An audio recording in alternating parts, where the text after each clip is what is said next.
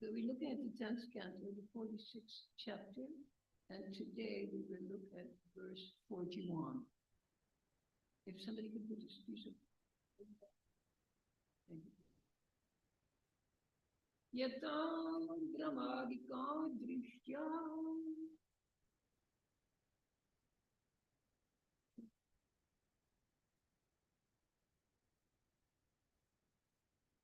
Yata Brahmarika Drishya Gramyati Vamahiyate Tete Kartali Tatrahma Kartivam Tiya Smrita Yata Brahmarika Drishya Brahmyati Vamahiyate Chete Kartari Tatrahma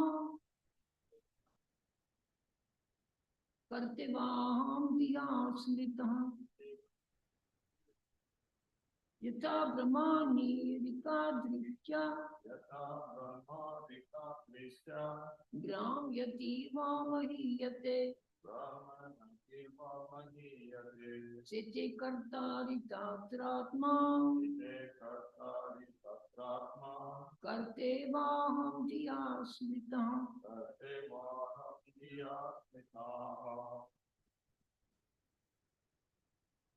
Yatha Brahmarita Drisya Bhamyativa Mahiyate Vitte Kartarita Brahma Kartevaham Diya Smrita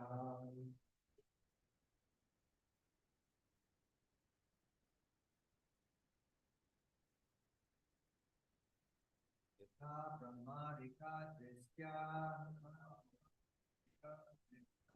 Bhamyativa Mahiyate Vitte Kartarita Brahma Kartevaham Diya Smrita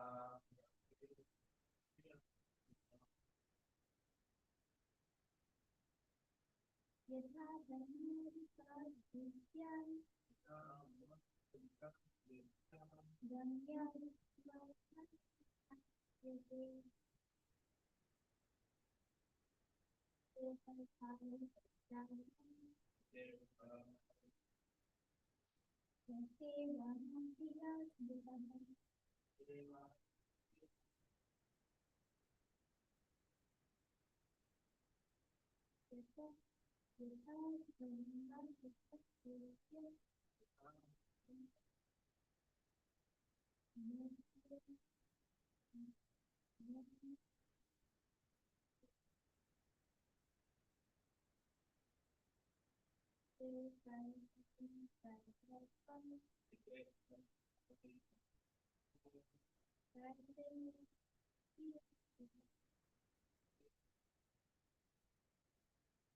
Yatha Brahmarika Drishya Brahmyati Vamahiyate Vitte Kartari Tatrahma Kartevaham Diya Smrita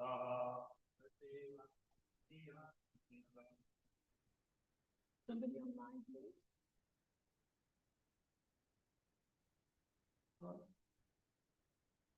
It is not necessary. No. Is anyone else in the temple chanting the verse? We finished in the temple.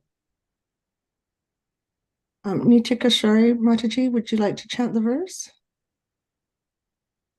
Yatha Brahmarika Drishtya Brahmayativa Mahiyate Chitte Kartari Tatratma Karte Vaham Diya Smrita. Thank you, Mataji. Jai Shri Radhe Mataji. Sorry, I don't have the verse. I'm sorry. Thank you.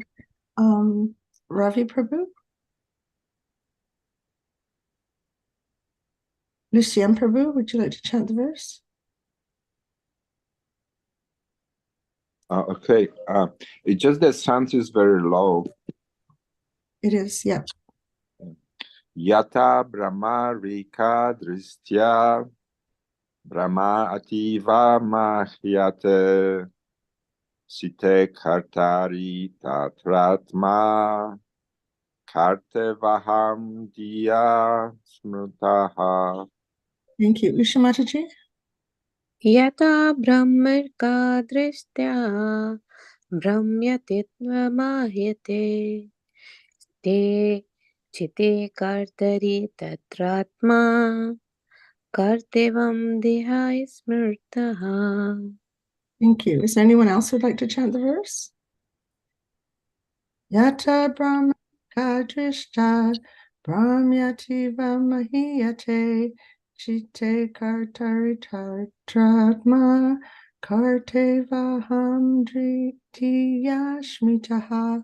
On to you, Radhika Mataji. Hare Krishna. Thank you. Which word you talk as Brahmarika because of whirling around. Drishya in one's vision. Brahmyati, whirling. Iva, as if. Mahi, the ground. Iyate, the fierce. Chitte, the mind. Kartari, being the doer. Tatra, there. Atma, the self. Karta, the doer. Iva, as if. Hamdiya, because of false ego. Smritaha is thought. Translation. Just as a person who is whirling around perceives the ground to be turning, one who is affected by false ego thinks himself the doer when actually only his mind is acting. Just as a person who is whirling around perceives the ground to be turning, one who is affected by false ego thinks himself the doer, when actually only his mind is acting. Report. Srila Vishwanath Chakravarti gives a parallel idea. Although our happiness and distress are caused by our own interaction with the material qualities, we perceive the Lord to be the cause. I know, very interesting. It's bewildering, isn't it? I know. This is why that's why I chose this verse. So Om Gyana Tinanam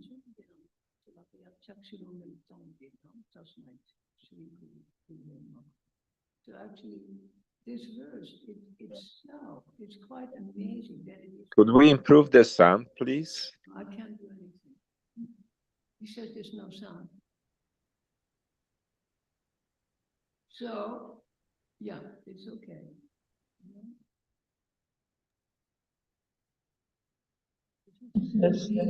Very low. There is sound, but it's very low. Follow asked me if you don't.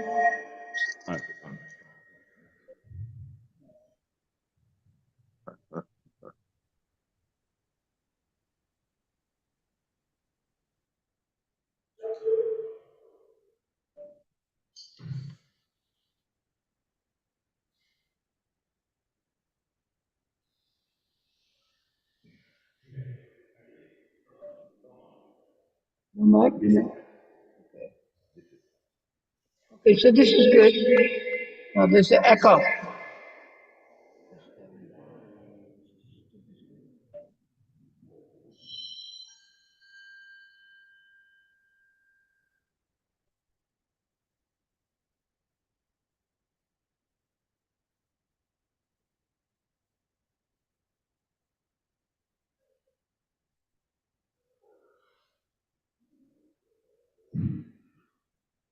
Is there no standard setting?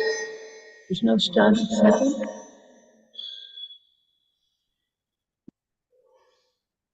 All right, perfect.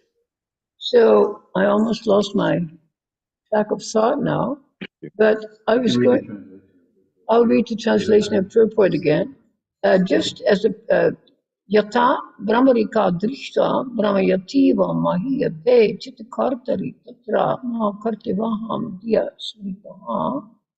Just as a person who's whirling around perceives the ground to be turning, one who is affected by false ego thinks himself the doer, when actually only his mind is acting. So the purport is quite a little bit astonishing. Srila Vishwanath Chakravarti gives a parallel idea. Although our happiness and distress are caused by our own interaction with the material qualities, we perceive the Lord to be the cause. It is very interesting. Generally, do we think that the Lord is the cause of our distress and happiness? Not at all. When you're thinking of God, you don't blame God. And when you're aware of God, you're already semi-self-realized if you have a concept of God. So I'm not sure how this is here. Also, this verse is almost like an interpolation, because the previous verse is talking about Krishna, and suddenly it talks about you. I'm not sure the translation is correct. Although beyond the three modes of material nature, goodness, passion, and ignorance, the transcendental Lord accepts association with them as his play. Thus, the unborn Supreme Lord utilizes the material modes to create, maintain, and destroy. And I'll skip this verse for a minute. I'll look at the next one. The Supreme Lord Hari is certainly not your son alone. Rather, being the Lord, he is the son, soul, father, and mother of everyone. So this verse is kind of, it's very interesting that it should focus on some kind of a person in ignorance while we're talking about Krishna. Now, if it had been a footnote in a text, then we could understand it. But now it focuses on the individual. So that is very beautiful. The analogy is very good. Just like a person who is twirling around very fast, it looks like the ground is spinning. We've all had that experience. You don't think you're spinning, but the ground is spinning. That's why you feel dizzy. You look at the ground, you feel dizzy, and then you fall. It's so common. So the point is that we are confusing the effect with the cause. Yesterday we talked about, one of the last remarks I made was, we confuse the effect with the cause. The cause is you're getting dizzy. And the cause is that you're twirling around. And the effect is that you're getting dizzy.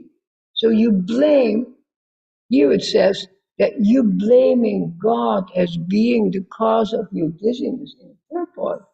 So even the person here also suggested it seems a little bit incongruous, you see, because when you have an idea of God, then you're already so elevated that, you know, if you do something wrong, you will suffer. If you experience happiness, you might say, God is, you know, I'm thankful to him. But it's not that we blame him.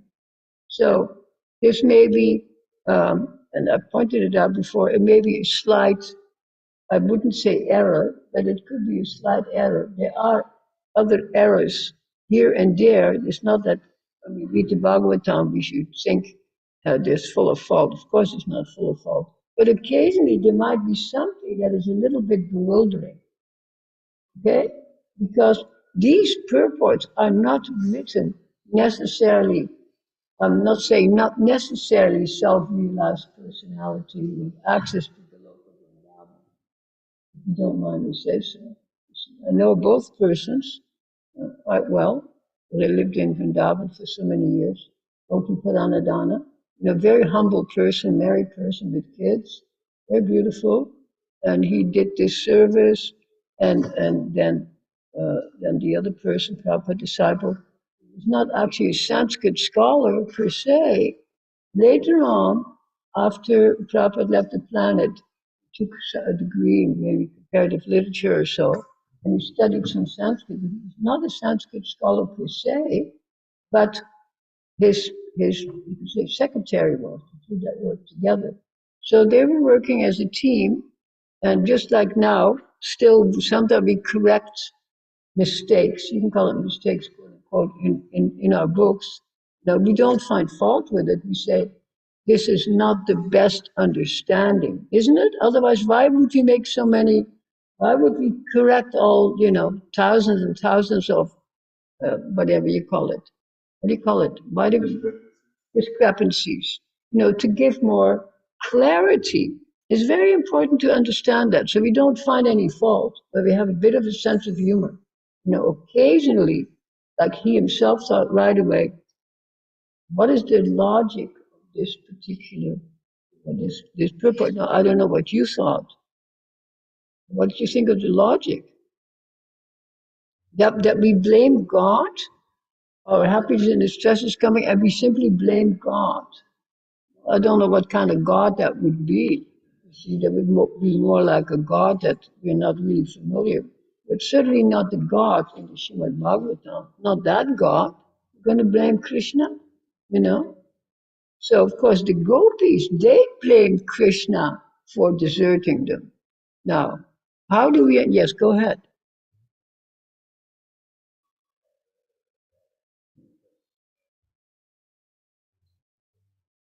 Yes, we blame the ground. Of course, I can understand the parallel idea, but whether or not that is apropos is something I understand what it says. And of course, when it says Srila Vishwanath Chakravarti gives a parallel, this is inserted by the editors. See what I mean? It's not Vyas speaking. That is the exactly. It's a bit of a joke. It's a paradox. So I think that some clarification should be there. That's not given here, and it refers back to yesterday's purport. So let me again read yesterday's purport. The end. The Lord provides the field of material nature in which we exercise our free will. Foolish, now here, listen to this. Foolish non-devotees not only attempt to cheat the Lord by trying to exploit his nature, but when they suffer the reaction, they blame God for their own misdeeds. So he's talking about in this purport about non-devotees blame God, but generally we don't think of non-devotees as God-fearing or God-recognizing persons, right? Or do we? I don't think so. So that brings us back yesterday to the talk I was starting yesterday on this Panchupasana. All of you have heard of it, especially from India, the worshipping the 5 different deities, so to speak. It's very common and it's done in one ritual. It's not like 5 different rituals. In one ritual, all the gods are honored. And the gods start with Durga, then Surya, then Ganesh, then Shiva, and then Vishnu. So these are worshipped in a row. And I myself, I lived for many years in Radhika. Every morning, I would see one of my neighbors offer puja to Surya. Every morning, so beautiful, he would do the puja to Surya. Didn't worship any other deity but Surya. See? So this is very, very common in India. So the question was from the previous purport that Jagavinda gave the class on you gave the class on a few days ago, like, is what we are reading, is this Bhagavatam, can be classified as monism, theistic monism, monotheism? Can we classify it as that? Or can we not? Most people would say no. So we researched it and we came up with the phrase. Does anybody remember the phrase that we appended to this kind of reading? It's called what is it called again? Yeah, no, poly-expansive monotheism. That things are expanding, and at the same time, we call it monotheism. So, and it is not different from our own the big, what our movement is known by, Chinta, Achinta, Beda, Abeda. And that is the greatest, you can say, challenge to understand what is Abheda and Beda collectively. They're completely opposite. It's like trying to understand the day and the night together. How can I understand what is light and what is dark? So, of course, particularly in you could say in Oriental philosophy, not in the Indian philosophy, you say, but Oriental philosophy, Chinese, Japanese, Buddhist, etc. The main idea, and you've probably seen paintings of mine with the chi symbol. Huh? What is it called? The chi symbol? The yin and yang. And that is the whole point, the yin and yang. And the yin and yang are not described like this, like half is white and half is black. No, they're curved. The curve of one mollifies the curve of the other. You see? So it's like the feminine and the masculine. Obviously, they match in any kind of situation. They match. Otherwise, they couldn't be. I used the word intercourse. How could there be intercourse between men and women if they didn't match? Not matching in similarity, but matching in dissimilarity. So where one is, the curve goes out. What do you call outward curve? Huh? One goes out. Convex. There's convex. And then it accommodates the concave. So they're mutually there. When I have convex, I have concave. So this is the main idea. If you want to explain simultaneous one and difference, you use the yin-yang symbol and talk about the convexity and concavity of the curves. And that is why I say a line doesn't do it. There's no interchange. It's like I point out many times, if you are making a painting and you're not very expert and you do a landscape and you draw the horizon right in the middle, you think, oh, beautiful, put it right, I even measured it, put it in the middle. Your painting is ruined because your eye cannot go either on the top or the bottom. So this is why we have what you call the law of thirds. Law of thirds, 1/3 this, 2/3 this. So there's a beautiful harmony. So when it's half and half, I don't know white or black. But when the white and black are merged in a very aesthetic manner, then you can relate to it. This is why it's the most famous symbol in the world that suggests unification. What could be another symbol in the world of unification? Give one obvious one for the Western world. Obviously the cross.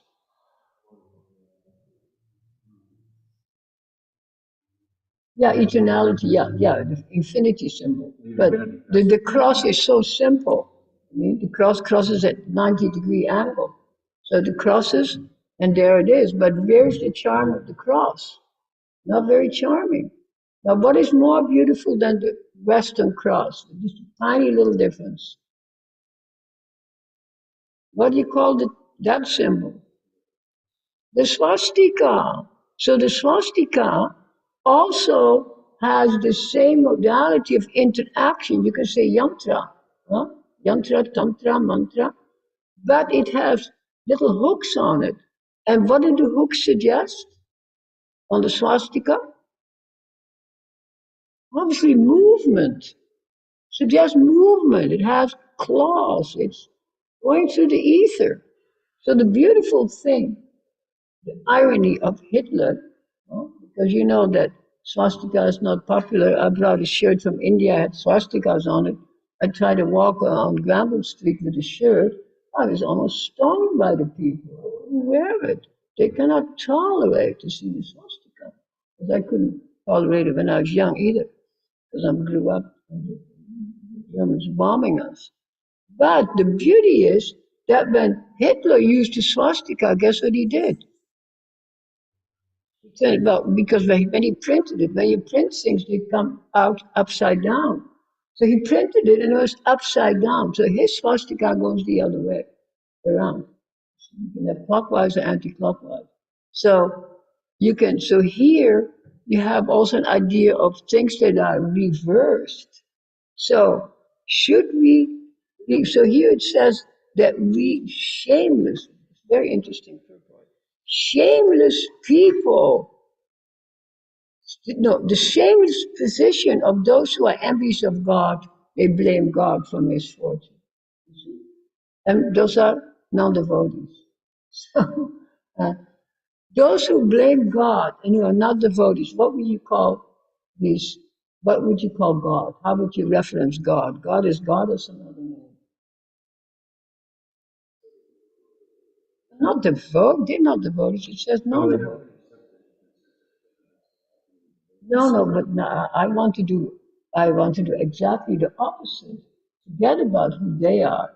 But what is the God they are referring to? Obviously, faith. They're not talking about some kind of Hare Krishna idea of God, a bhakti God. They talk about faith. One of the most common definitions of God is faith. What does faith mean? Fate. Fate. What is fate? Destiny. And this is how most people see God, as somebody who arranges your destiny. And especially if you believe in karma, huh? Like you might believe in karma and be a non-devotee, obviously karma is such an old concept. So you think of God as one who arranges destiny. And when the destiny is not favorable, you blame God. Now see, that is very common, but it cannot be attributed to a devotee. It's not a devotee. That unless the devotee abdicates and says, if that's God, I'm going to become an atheist. So, so the point is then that there's many ways that anyone in this world can worship God in these 5 ways that actually eventually can lead to the Godhead because it's progressive. It says, and what we were referencing yesterday is Bhaktivinoda's reference to this Panchopasana. He wrote a whole essay on Panchopasana because how come he wrote on that? Any idea? Yeah, why? No, he himself grew up in that environment. Meat eaters, everything, drinkers. He himself came from that kind of background. So he was familiar with it. So he was commenting on something that he was familiar with. So, of course, when he's writing it, then he's looking down, just like we might be familiar with our Christian background. We ate animals and who knows what we did, you see. So you can look at it. So he is analyzing it. So he says, how can it be analyzed and yet how can we use it in Krishna's service? How we can understand it as part of, you can say, Krishna conscious catechism. So it's explained that it begins with Durga, and Durga is simply the material energy that you conceive around you without any particular notion. Huh? This is Durga. How does Durga look like? How does Durga look? She looks ghastly, with her tongue hanging out and blood dripping. No? You've seen picture of Durga? Yeah, Kali Mataji looks terrible, and yet that is the first god or goddess that is being worshipped, the first energy of Prakriti. And so, why is that?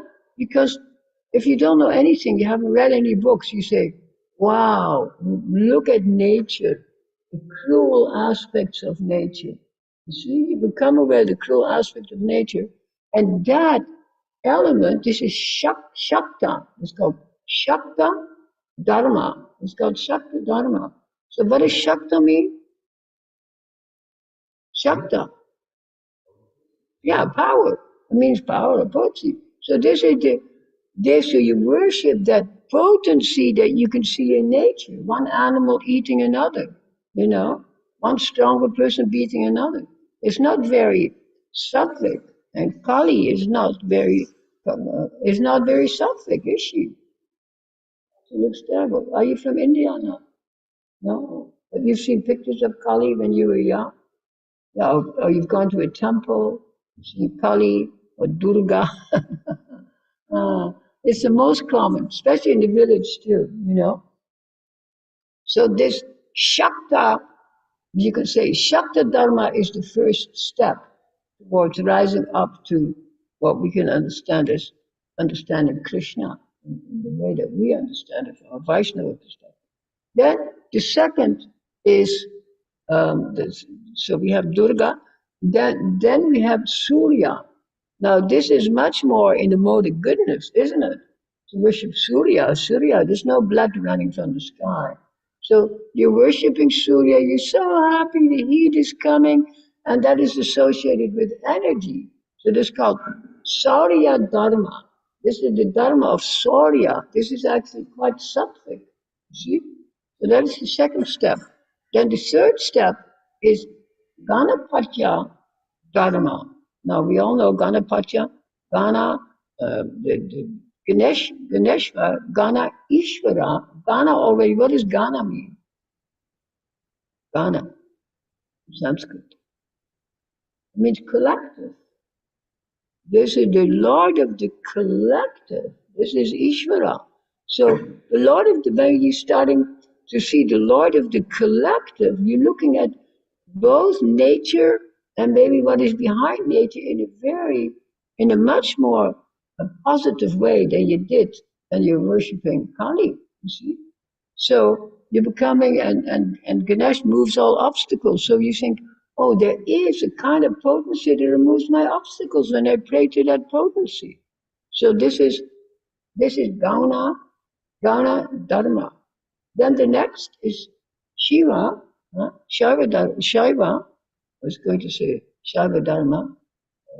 So it's when one begins to recognize the divinity in all things, and psychologically, Bhaktivinoda points out that psychologically this is very charming.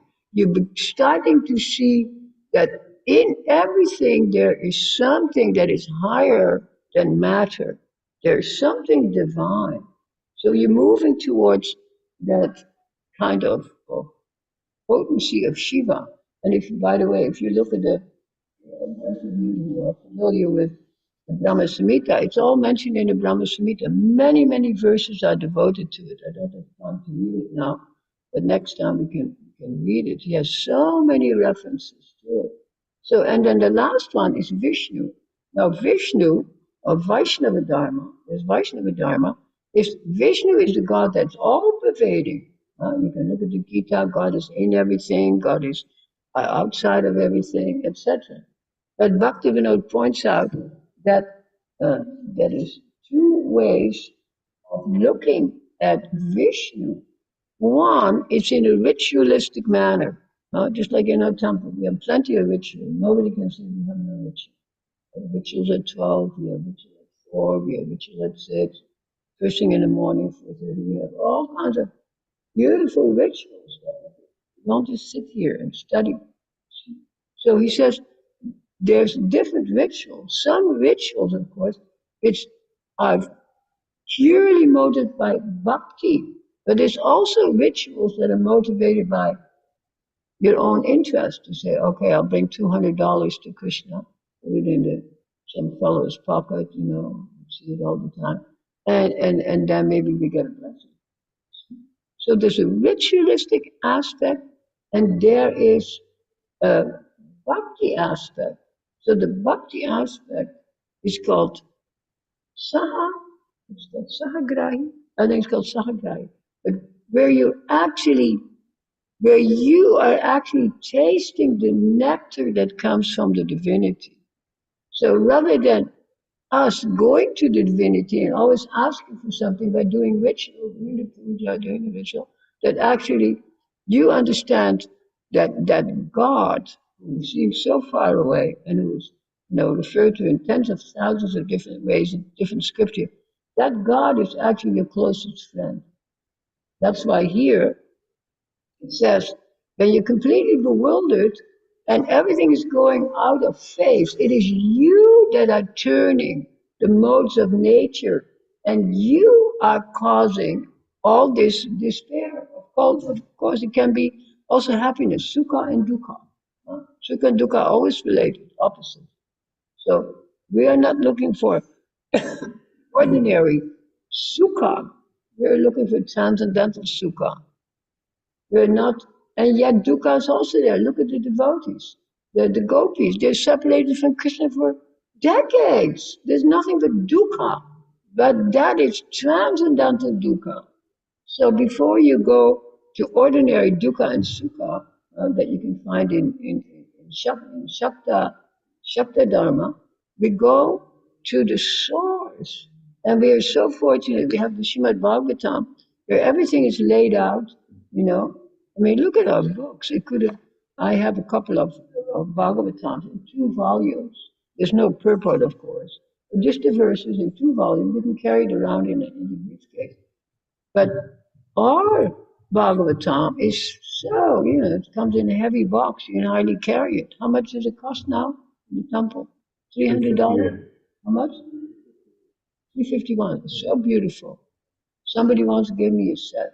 I think it might be a person who sits very close to me. He brought me a set. It's really incredible. So this part of that set. So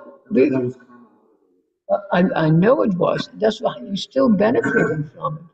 I swear to God, this is one of the most. See,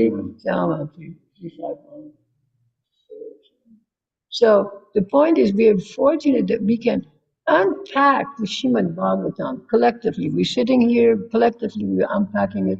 We had a very interesting response today that's not common, that we kind of have a negative response to purport, mission purport, or not negative, but query, like, really? Tell me how that works. So we're very fortunate to study it in detail and unpack it. So we can actually talk about unpacking. We can strip away our own koshas and kanchika. Kosha and kanchika means obscurification. Yeah? We have nothing but obscurification. So especially when we come collectively like this, the koshas are stripped away. We're very fortunate. So we dance and sing, take prasad, feed birds, all of things. So thank you very much, Om Tat Sat. May we all be delighted by that. Yes.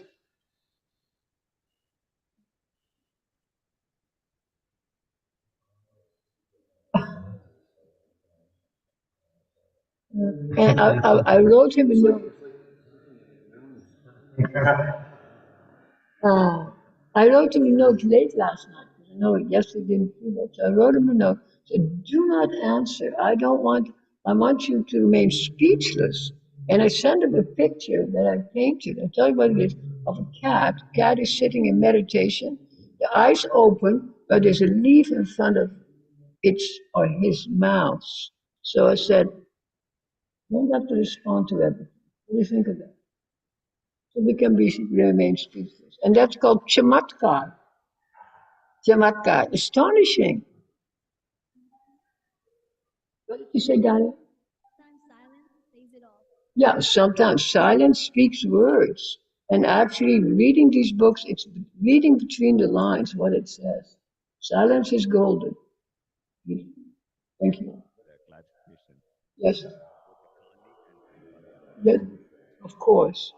Kali, as you're saying, he puts the tongue out, Yes, has 8 hands with all the what is the weapons? yeah, weapons. Tiger.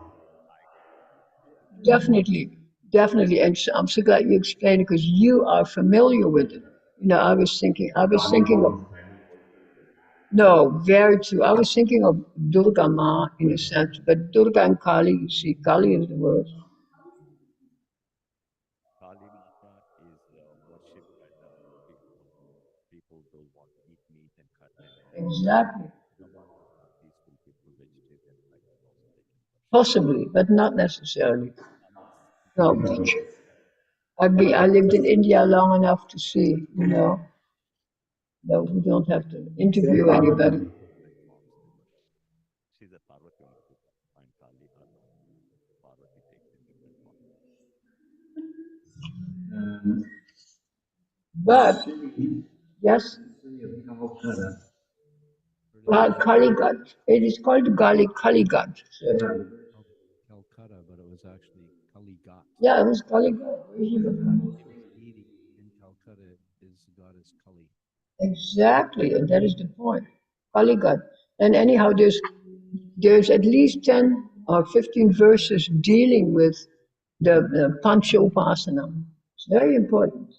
Maybe next time, if it's not too late, I will make a note. Okay. Now I have to buy this $15. Radhe Radhe. Anybody in the Zoom, please?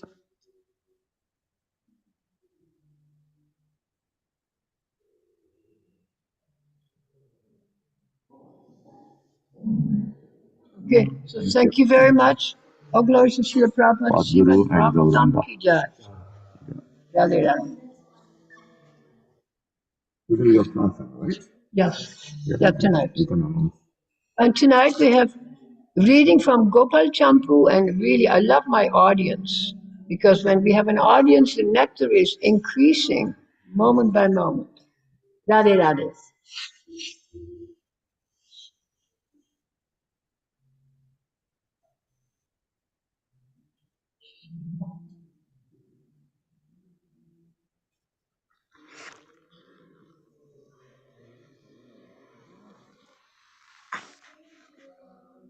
Thank you very much, all of you.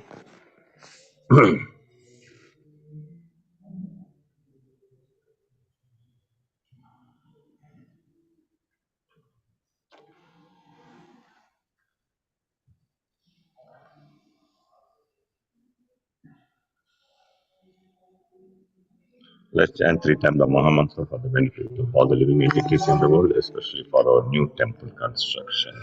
Before that, I have the little paraphernalia for all of you. Give me a minute.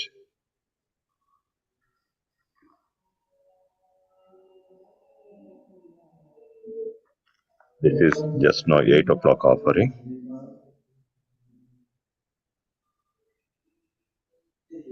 This is Mangalarti. May their lordships bless all of us.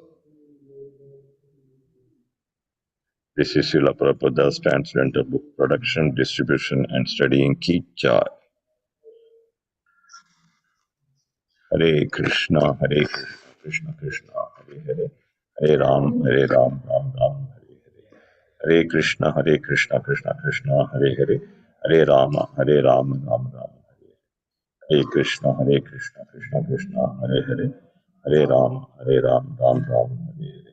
Tavkara Kamala Varana Kam Sringam Dalita Dirini Keshapi Talabindam Keshava Devta Narahari Rupa Jai Jagadishar, Jai Jagadishar, Jai Jagadishar. Jai Narsingadev, Narsingadev, Narsingadev, Narsingadev, Narsingadev, Narsingadev. Jai Prahlad Maharaj, Prahlad Maharaj, Prahlad Maharaj, Prahlad Maharaj, Prahlad. Jai Prabhupada, Prabhupada, Prabhupada.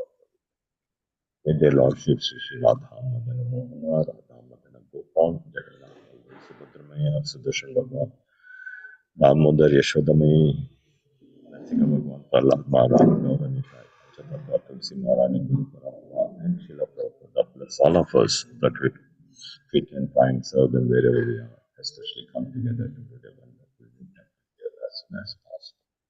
Mercy, mercy, mercy, mercy, bless us, bless us, bless us. Thank you, all of you. Have a wonderful day. Hare Krishna.